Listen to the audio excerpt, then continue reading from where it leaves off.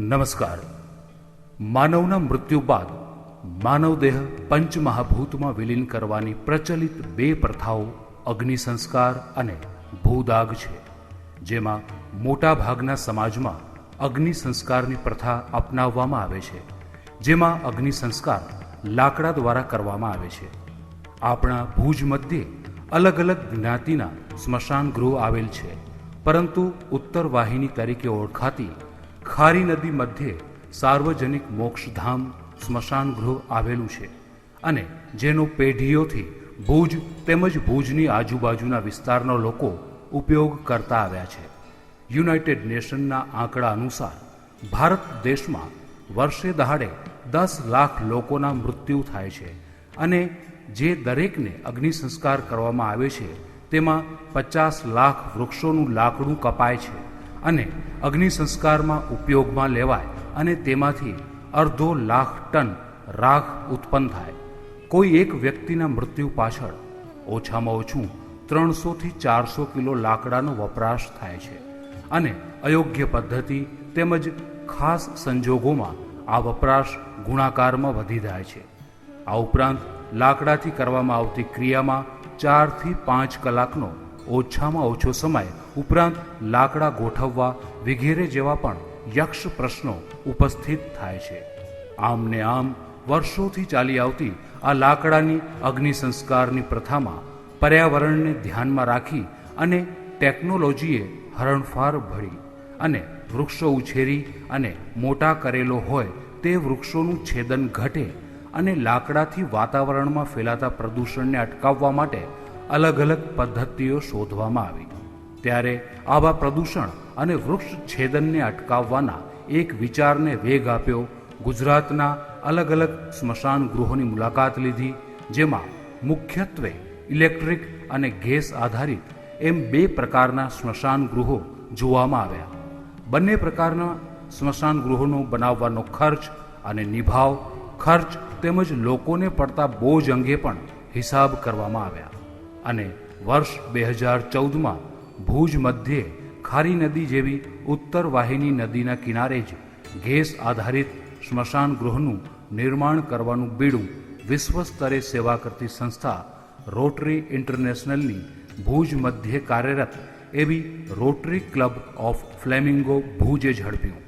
આ કાર્યનું બીજ રોપાયું વર્ષ 2010-2011 દરમિયાન ડિસ્ટ્રિક્ટ ગવર્નર તરીકે રહેલા ડૉક્ટર જ્ઞાનેશ્વર રાવને.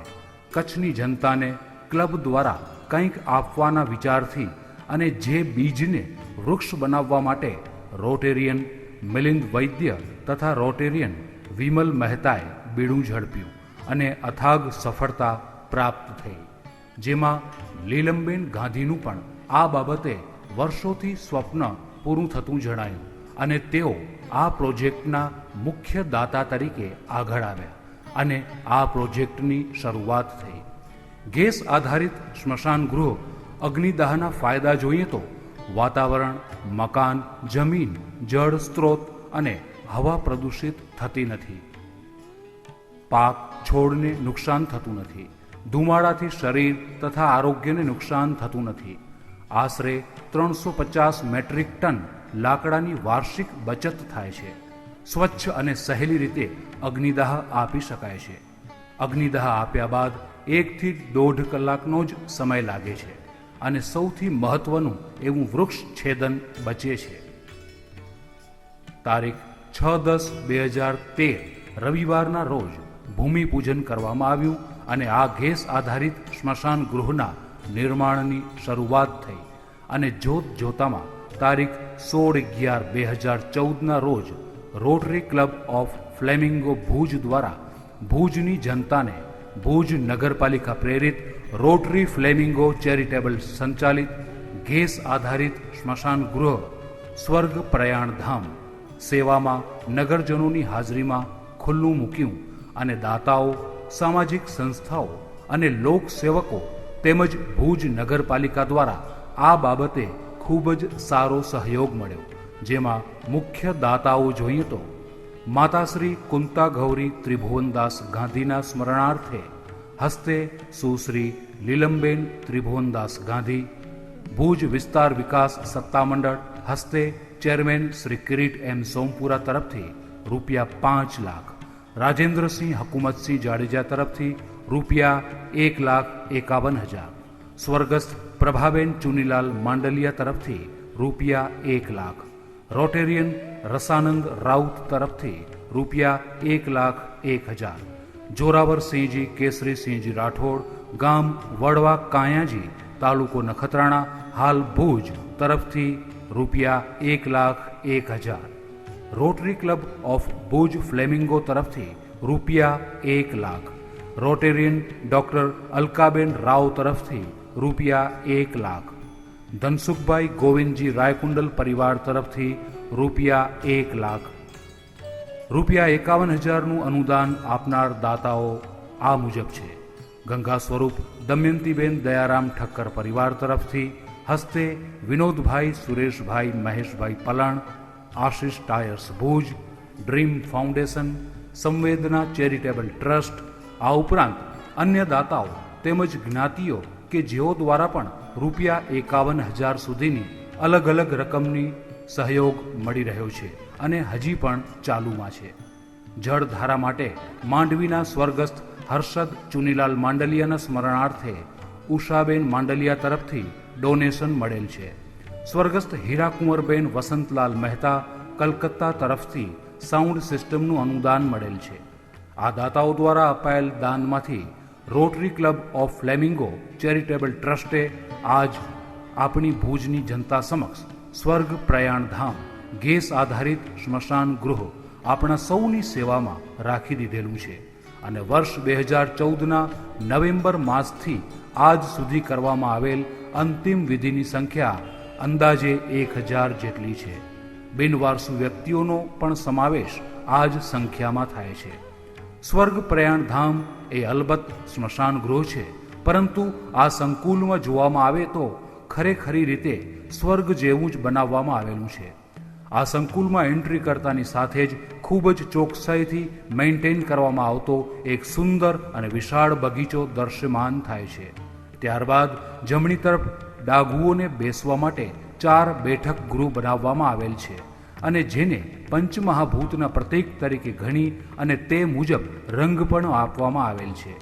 ત્યાંથી આગળ જતા મૃતકની વિધિ કરવા માટે એક ઓટલો અને સામે ગેસ આધારિત સ્મશાન ગૃહ. આ ઉપરાંત ગેસ આધારિત સ્મશાન ગૃહના સંકુલમાં પણ ડાઘુઓને બેસવાની વ્યવસ્થા કરવામાં આવેલી છે અને તેની બહાર નીકળતા જ જળધારાનું પણ આયોજન કરવામાં આવેલ છે. અંતિમ વિધિ દરમિયાન આવેલ ડાઘુઓને ધાર્મિક ગીતો તેમજ 15મા અધ્યાયનો પણ લાભ મળે તેવા હેતુથી દાતાઓના સહયોગથી સાઉન્ડ સિસ્ટમ પણ લગાવવામાં આવેલી છે અને આખા સંકુલમાં અલગ અલગ જગ્યાએ બાંકડાની પણ વ્યવસ્થા કરવામાં આવેલી છે. આ ઉપરાંત સતત 24 કલાક માટે આ સ્મશાન ગૃહમાં સેવક હાજર રહે છે અને અનિવાર્ય સંજોગોમાં જો સૂર્યાસ્ત પછી પણ અંતિમ ક્રિયા કરવાની ફરજ પડે તો તે પણ કરી શકાય છે અને આ સેવક દ્વારા જ લોકોની રીત રિવાજ અનુસારની કાર્યવિધિ કરાવવામાં આવે છે અને ત્યારબાદ બીજા દિવસે અથવા તો અંતિમ ક્રિયા બાદ જ મૃતકોના પરિવારજનોને અસ્થિ અર્પણ કરવામાં આવે છે.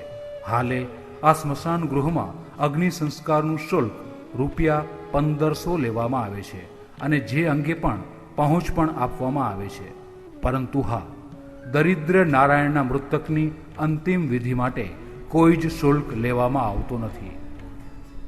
આ ઉપરાંત RFCS દ્વારા તિથિદાન યોજના પણ શરૂ કરવામાં આવેલી છે અને આ યોજનાની આવક સ્મશાન ચલાવવા માટેના નિભાવ ખર્ચમાં ઉપયોગ લેવામાં આવે છે. તિથિદાન યોજના અંતર્ગત મુક્ત મૃતક સ્વજનના સ્મરણાર્થે તિથિદાન નોંધાવવા આજીવન દાન ₹15,000 તેમજ વાર્ષિક દાન ₹1,500 નક્કી કરવામાં આવેલું છે. જે યોજના અંતર્ગત આપના સ્વજનની તિથિના દિવસે સંકુલમાં સદગતના આત્માની શાંતિ અને પ્રાર્થના ભજન વગાડવામાં આવે છે. દાતા તથા દાતાના સ્વજનની વિગત સૂચના પટલ પર પ્રદર્શિત કરવામાં આવે છે. આમ આ ગેસ આધારિત સ્મશાન ગૃહ સ્વર્ગ પ્રયાણધામ એ આજે પણ લોકો દ્વારા ઉપયોગમાં લેવાય છે અને પર્યાવરણના જતન માટે જે જ્ઞાતિ આ સ્મશાન ગૃહનો ઉપયોગ નથી કરતી તેને પણ આ સ્મશાન ગૃહનો ઉપયોગ કરવાનું ઈજન કરવામાં આવે છે. આ પ્રોજેક્ટ પૂર્ણ કરવા માટે શ્રી ભુજ નગરપાલિકા, ભુજ વિસ્તાર વિકાસ સેવા સત્તામંડળ ઉપરાંત વ્યક્તિ વિશેષ ભુજ વિસ્તારના ધારાસભ્ય શ્રીમતી નીમાબેન આચાર્ય, તત્કાલીન મંત્રી શ્રી તારાચંદભાઈ છેડા અને કચ્છ મોરબી સાંસદ શ્રી વિનોદભાઈ ચાવડાનો ખાસ સહયોગ સાંપડ્યો હતો, જેનો પણ આ ક્લબ આભારી છે. ધન્યવાદ. આ પ્રોજેક્ટમાં દાન આપવા અથવા વધુ વિગત અને માહિતી માટે સંપર્ક Rotarian Milind M Vaidya, Unitech diagnostic laboratory, hospital road, Bhuj, Kutch. Mobile number 94 262 17 501. Phone number 028 32 253 216. Rotarian advocate Vimal J Mehta, Prabhucharan building, Mahadev gate, Bhuj, Kutch. Mobile number 94 262 14 671. Phone number 028 32 221 771. ધન્યવાદ.